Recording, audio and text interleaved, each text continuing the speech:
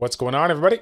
It's Childish back at it again, coming at you with another Summoners War news. We got breaking news for you all. The update is going to be coming tonight, and we're going to be getting some monsters. So in today's video, we're going to be taking a look at those units and seeing if we got any unit that can potentially change the meta. Now, before we get into this, though, I do want to let you guys all know that I'm super excited to tell you tomorrow, February 26th, is a day that I have off. I have a couple of appointments I'm going to be doing throughout the day, but basically I have the day off, and what we're going to be doing is essentially some extra streams. I'm going to be doing a bonus stream at 8 a.m. Central Standard Time. I might be even a little bit there depending on how many emails we get, but basically I'm going to be opening the floor for you guys, the community, if you want to have your summons done live on stream. So if you guys don't know, I stream normally Sunday, Tuesday, and Thursday from 8 p.m. to 10 p.m. Central Standard Time. But like I said before, we're going to be doing a bonus stream tonight at twitch.tv/childish402. If you guys have not followed me over there, I encourage you to do so. The link is in the description down below. Please shoot me an email as soon as possible because, again, I'm just going to be going first come, first serve, and I'm going to be doing summons for 2.5 hours until my first appointment, and then I'll be connecting with people a little bit later on in the day to do those summons. But again, if you guys want to get that done, send me the email, okay? I want to make sure that I can get to as many people as possible in that 2.5 hour window, okay? So without further ado, guys, let's go ahead and get into the two new units here. Again, these are the two units that I've been kind of, you know, tinkled with, right? Tickled, is that tickled? No, teased is the right word. These are the ones that Commodore teased the last couple of days here, and I kind of held back because I just wanted to wait till we got the big list here. I don't want to waste any time with like small updates. I wanted to let you guys all know what's going on and give you my opinion on them. So let's go ahead and get into it. I think this first one here, the ONMYOUJI, the 5-star unit, the fire one is the one we've already seen. We got the skill 1 stripping ability with the 50% chance. We got the new ability, the new mechanic where we suppress a unit, and suppress target will have HP reduced when it uses a skill with the cooldown time. And then we also have the third skill that attacks the enemy to increase the duration of harmful effects on them by 1 turn each, and absorbs the attack bar by 10%, depending on those harmful effects here. So again, I like the mechanic of Karma. I think it's going to be pretty new, pretty unique here. I'm really excited to see how it impacts with other units that do massive amounts of HP reduce. You know, obviously I have a Molong, so I'm pretty excited to mess around with that. I don't know if it's going to be the right combo, but we'll have to see how it goes. Let me know what you guys are thinking about when it comes to these units here, okay? Skill 1, of course, is the same. Past life spell is the new a new skill as well here. It's going to summon a soul of a dead ally and use it to target skill 1. So the passive skills of those units won't be applied.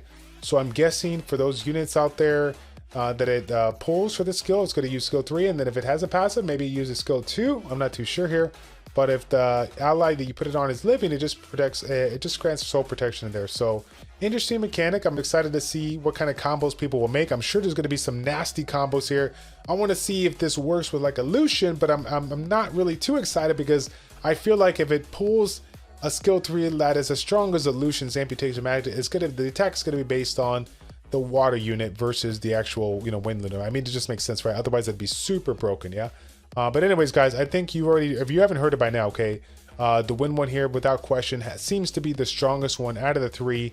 You got the Karma ability, you got the stripping effect of skill 1, but this passive here recovers the attack bar by 25% if the enemy uses a skill with cooldown time, which of course is at the very minimum 1 skill, if not 2 skills if they don't have a passive, right? So the cooldown time of Karma resets if the suppressed effect granted on the enemies of the enemy's effect gets activated here. So really cool, right? If that combination gets set up here, because essentially it seems like you're gonna have a lot. I mean, a lot of attack bar and a lot of Karma. So I mean, I ain't gonna lie, it sounds pretty broken. And with all the like strong units right now in wind, it's just like oh my gosh, like this is gonna be crazy, right? So take a look at the light one here. It has that past life spell similar to the water one. So it is a nice skill, but I don't know. I feel like Karma, the suppression based mechanic that they're incorporating, I feel like that's the better one out of the 2. So I'm excited to see that one on this one.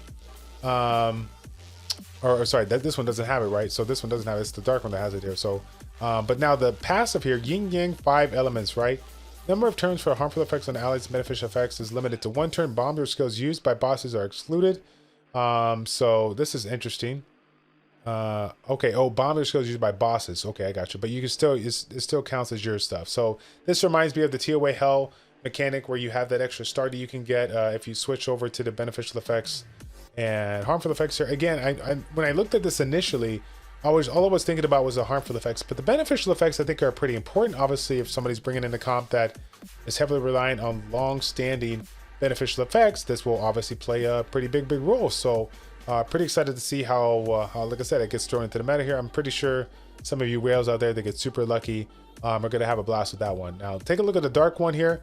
Again, we've already taken a look at the 2 skills. So the Curse of Death, really cool mechanic, right? Basically, you put it on the unit. It has a reduction of 25% HP for 4 turns, and it can once it's put on for 4 turns, it dies, right? The unit dies. So it's like an instant death. It's a permanent death, not permanent death, but it's a guaranteed death, which is really cool, right? Obviously, it bypasses some of the units that have really nasty mechanics, right? But it also is I just think it's a really cool mechanic to have in there. Now, what I was talking with the community was, you know, if this is a harmful effect, you still have to have an open window, right? You have to have the beneficial effects not in there in order for this one to take advantage of. You can't just put the Curse of Death on a unit that has, you know, 2-turn immunity, which is good. I like that. I don't want to see something bypass immunity. I think that would be ridiculously strong.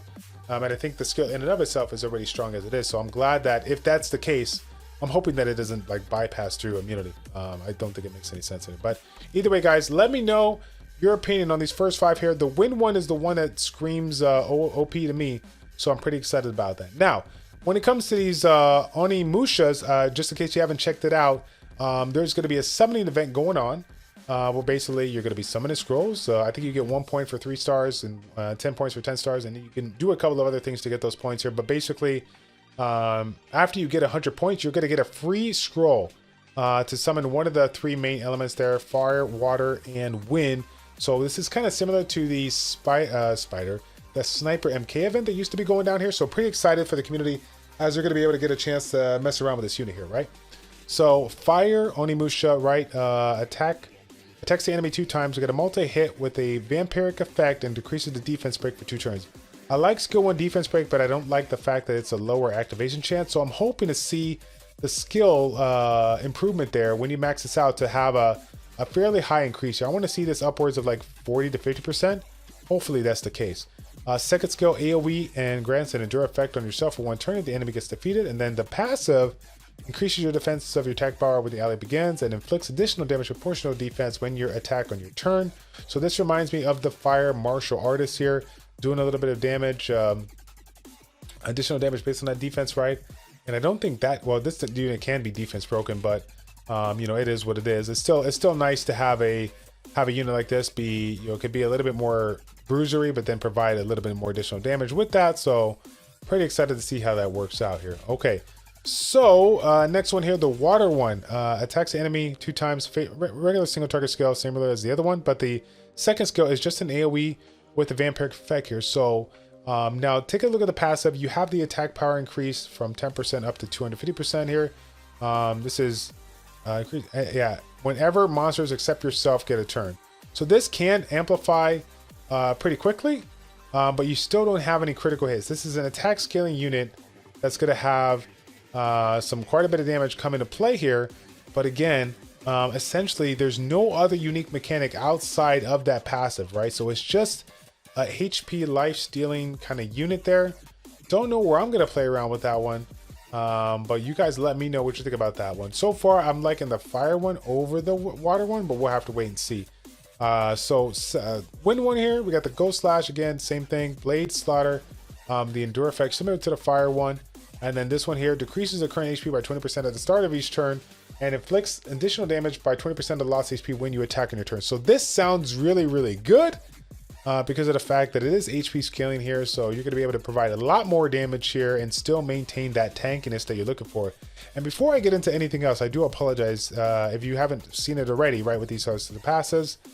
Critical hits won't occur when attacking the enemy. So again, you don't have to focus on critical rate, critical damage here. You just focus on, you know, effective HP, raw attack, raw HP, whatever the case may be, and just make this thing super tanky. But also, it can't critically hit. So anything that has any kind of passive, aka Mio, you're not going to be worried about critting on that one because you can't, right? It's literally a Miho counter, right? So this will be pretty interesting here. Let's take a look at the light one. Light one attacks the enemy. Okay, I always read those first 2 skills. The first 2 skills are the same. And then the banging the head against the wall, right? Counterattacks the target if the damage you receive is less than 25% of your HP here. So if you don't take a lot of damage here, you counterattack the target. So this might be kind of fun because, again, you have the vampiric effects. So you'll be able to get a little bit more life. So this kind of reminds me of like a Leica here if you make this super tanky. And then you also have, you know, the ability to throw in an endure ability, endure debuff. So that's kind of nice. It'll make you stay alive. I'm surprised. Honestly, I'm really shocked to see the endure buff come back into play. Comptos apparently was just like, you know what? They just, nobody's using it. Let's see if we can work it back in the mix here. I mean, if they're gonna work in endure, I would like to see like a 2-turn endure on this skill. That might be, I might be asking for a little too much here. Maybe the cooldown time on these blade slaughters is relatively low, but I feel like 1-turn endure is just not going to be enough. So you guys let me know what your thoughts on that. Maybe we can influence these Comptos people before they even roll out these units, right? Now the dark one, it reminds me of a Hunt because again, all the main ones are 4-star counterparts, whereas the dark one is a nat 5. Again, same 2 skills as the, I think it's the water one here. Yeah, water one. And then we have an ability that's going to increase our damage by 50%.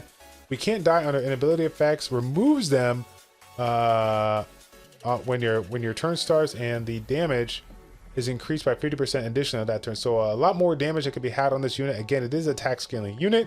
It has that vampiric effect on both 2 skills here. So this is a unit that can stay alive. I wonder how people are going to be building these units, considering they have the life tab ability on it, and will it play a role in this one? So yeah, this is interesting, guys. Really unique units here. As far as the win one goes on the 5 stars, I'm going to say the win one is going to be the one to kind of look out for. As far as the onimushas though, honestly, I kind of like the wind one as well. I don't know what's going on. They just want to make the wind elements just outrageously strong. So again, guys, hey, you let me know. Correct me if I'm wrong here, but the wind ones in both categories just look outrageously disgusting. It's going to be fun. And the cool thing about this one is that they got the special summons going on here. So we will have a better chance at trying to get these units here.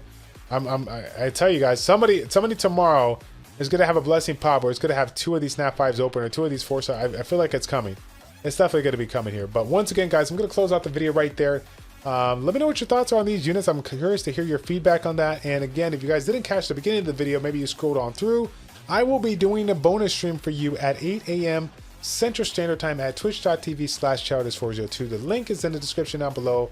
I encourage you guys to give me a follow because we're going to be doing a whole lot of summons, fam. Okay, that's going to be it, guys. Thank you all so much for tuning in. It's your boy Childish from ChildishPlays checking out. Take care, and we'll see you all in the next one.